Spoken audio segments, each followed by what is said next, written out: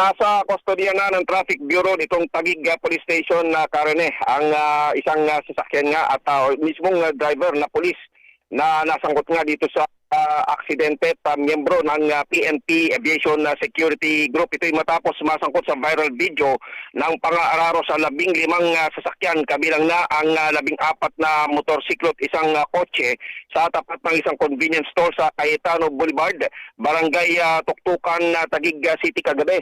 Nabatid sa paunang investigasyon na bumabiyahe itong naturang sasakyan sa naturang lugar nang mawalan umano ng preno ang isang multipurpose vehicle na may plakang AAL 6889 na minamaneho nitong pulis.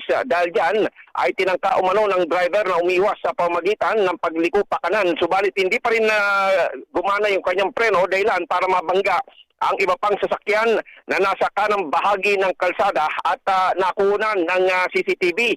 Dahil sa insidente, nagtamo ng mga minor injury ang ilan sa mga rider, kasama na ang ilang mga angkas, habang ang ilan naman ay dinala pa sa ospital para malapatan ng lunas.